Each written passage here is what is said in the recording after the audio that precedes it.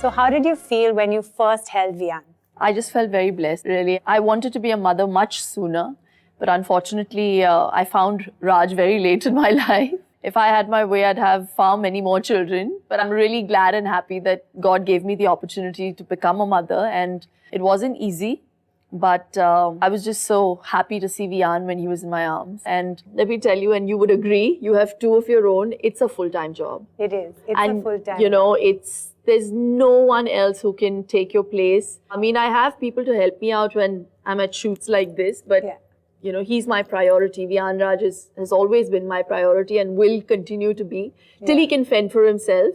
And it's the most amazing feeling. There's nothing else in the world that I've ever wanted to be more than a mother. I wanted to actually ask you about this because I find, if I'm honest, because I've exercised consistently since school, if I'm very truthful, for me, I think it's more metabolism and consistency as opposed to quantity. So you being, honestly, in such amazing shape so quickly after Vian, was there anything that was sort of your main tip or your regimen that you followed and you know, live by? When you're in your late 30s, you really have to think it through completely.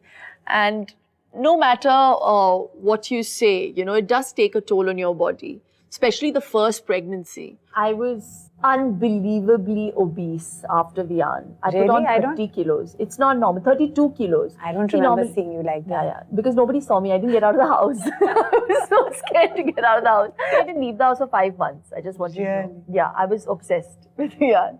I really believe that the first 4 months are so hard. It's this new, you know, new life. And a new person that you're living with the excess weight. So nothing firstly fit me, you know. So I was just grossly obese. And my gynaec had told me, she said, you don't need to put on more than 15 kilos. I went a little overboard. So I had full fat milk, ghee-laden sweets. I felt I was the only woman that became a mother. If I ever had another child, I don't think I'd do it this way. What do you think you would do differently? You don't need to diet, but you definitely need to eat the right things. And they say you need to be well hydrated. You have to divide your meal into, you know, carbs and protein and fiber. And, you know, enough fluids. The book that you're writing about nutrition and food, is that pregnancy related or is that general? It's a book that you could read from womb to tomb. That's how I'd put it. Really? Yeah, I really think it's a book for a greater sense of understanding of nutrition, of health. And I really believe that there are so many myths that people have about food. And also, more importantly, I mean, you know, even children's nutrition. Something like mothers feeding their children with milk as the last thing before they go to sleep is the worst thing to do for a child. Now, that I learned after I became a mother. Because, you know, milk stays in your stomach as acid because your body stops digesting it once it goes into sleep mode. Right.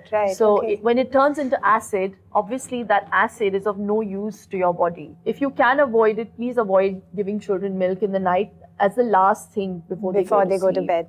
Yeah, that's really interesting because a lot of people don't know all these things. And again, it's each to their own with what they choose to do. So how did you actually get back in shape? The day I decided, I think 7 months after Vian was born, I actually went down to pick him up and I couldn't get up. And I looked at myself in the mirror after that. I was like, God, I'm really obese for my standards. All my life, I've been between 57 and 60. I've, you know, for the last 20 years, that hasn't really changed. So for me to be 80 kilos was a bit much. And the day I decided, I lost 20 kilos in 4 months flat. Wow. So it was obviously a mixture of you know, a good diet plan and working out 4 times a week. So what kind of workout? Were you running or were you doing? I was doing a mixture. So it was a lot of, not that much cardio, just a bit of cycling and weights because you need to do weights to shed fat and tone up. Exercises that didn't really require weights also. So I did it in 3 bits. You know, your core becomes so weak after you have a child. For someone as fit as me, I couldn't even do like 10 sit-ups, you know, and it really scared me. I was like, am I ever going to get back into my old shape? And there was a phase, you know, for those 2 months where I questioned it. I was like, you know, have I lost control over my body? And my body is something I never really paid too much attention to. You know? Yeah. I worked out. I'm somebody who worked out because I wanted to be fit. Yeah. Because I wanted to feel healthy. Yeah. Not because I wanted to look good and, I wanted something to fit me well. Right, and I think that's where most people go wrong. Yeah. If you make a lifestyle modification, you will automatically look good.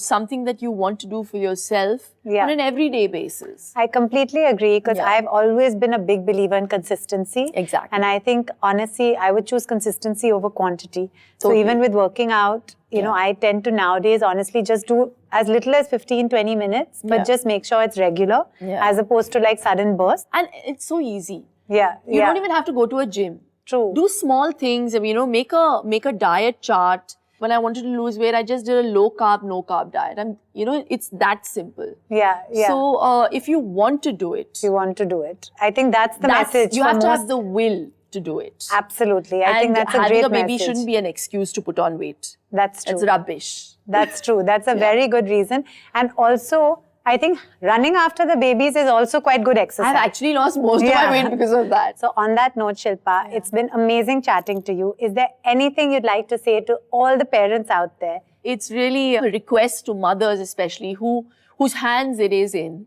to feed children well, sensibly, not stuff them with food that is laden with fat just because they want to see a mota bachcha. Yeah. That's not the sign of good health. Any good doctor will tell you that and reiterate that. Yeah. When a child doesn't have too much fat, they're able to run more, they're able to, do more. I'm not saying that, बच्चे के मुंह से खाना छीन लो.